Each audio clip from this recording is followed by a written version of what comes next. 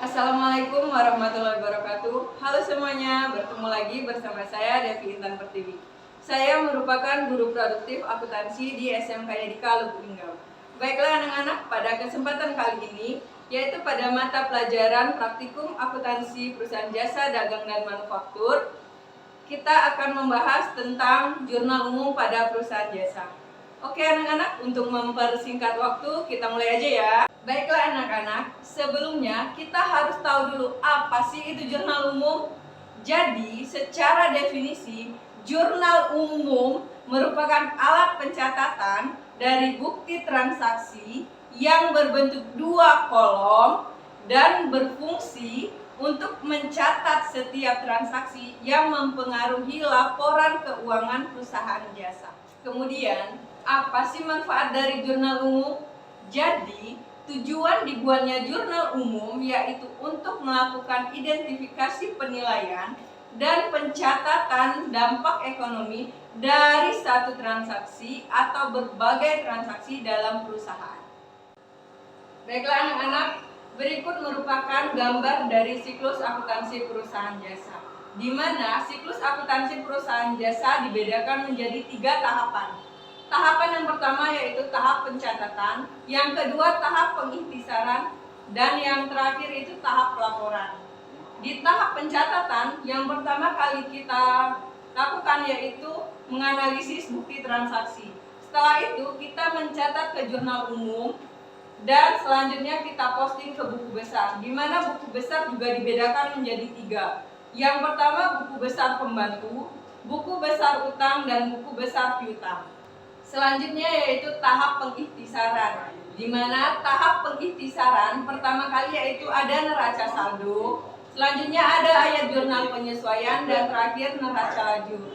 Di tahap terakhir yaitu tahap laporan, yang pertama itu ada laporan laba rugi, laporan perubahan ekuitas, neraca, dan yang terakhir adalah laporan arus kas.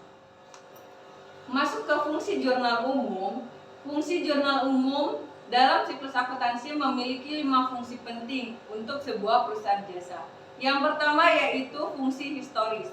Makna dari fungsi historis adalah bahwa pencatatan setiap transaksi harus dilakukan berdasarkan tanggal terjadinya transaksi tersebut, di mana jurnal menggambarkan kegiatan perusahaan sehari-hari secara berurutan dan terus-menerus yang harus dilakukan pencatatannya secara sistematis dan kronologis.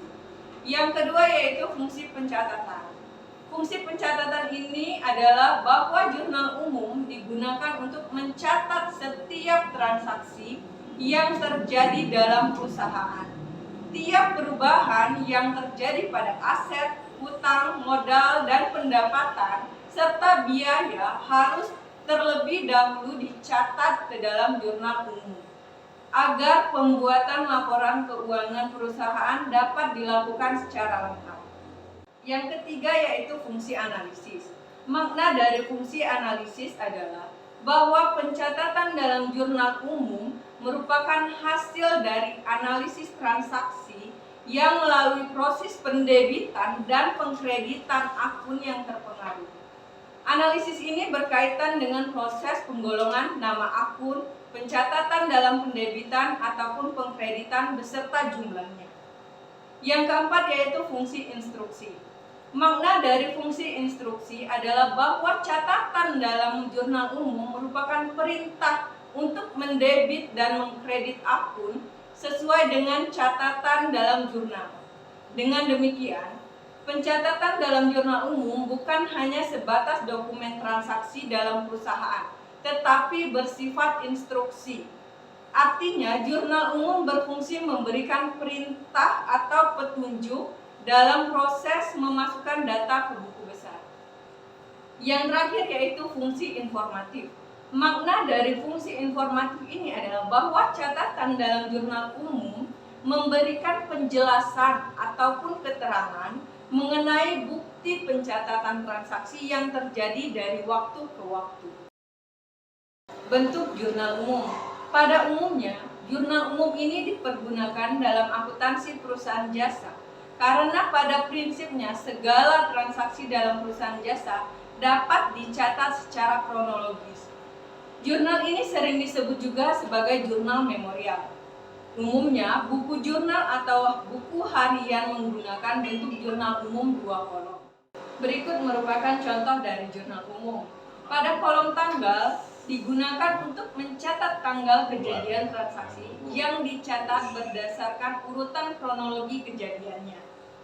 Sedangkan yang kedua, yaitu kolom keterangan, digunakan untuk mencatat ayat-ayat jurnal transaksi sesuai dengan urutan debit dan kredit dalam setiap transaksi.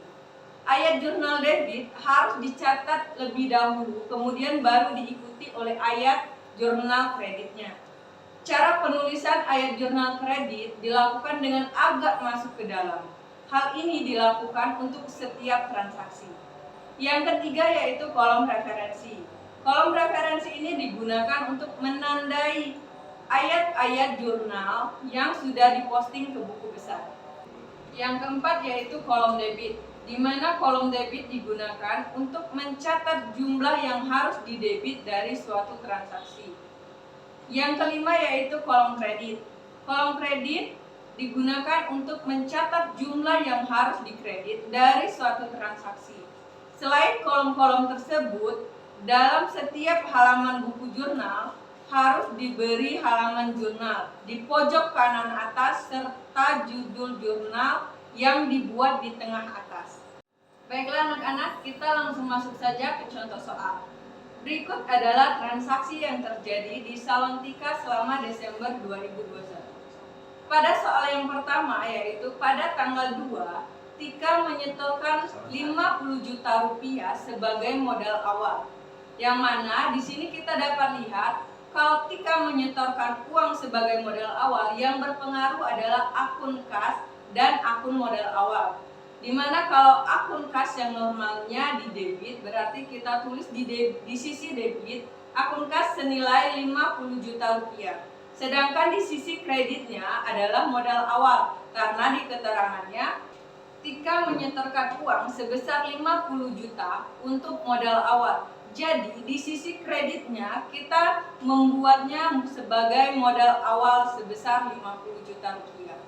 Di mana modal awal ini akun normalnya berada di sisi kredit. Terus selanjutnya yaitu pada tanggal 4, Tika membeli peralatan salon secara kredit. Di mana kalau secara kredit kita belum memberikan uang kepada penjual. Jadi akun yang berpengaruh yaitu peralatan salon bertambah di sisi debit sebesar 6.500.000 serta di sisi kreditnya kita buat hutang di sisi kredit sebesar 6.500.000. Demikian pembelajaran kita pada materi jurnal umum. Sampai ketemu di materi-materi berikutnya. Ibu akhiri, wabillahi taufiq wal hidayah. Wassalamualaikum warahmatullahi wabarakatuh.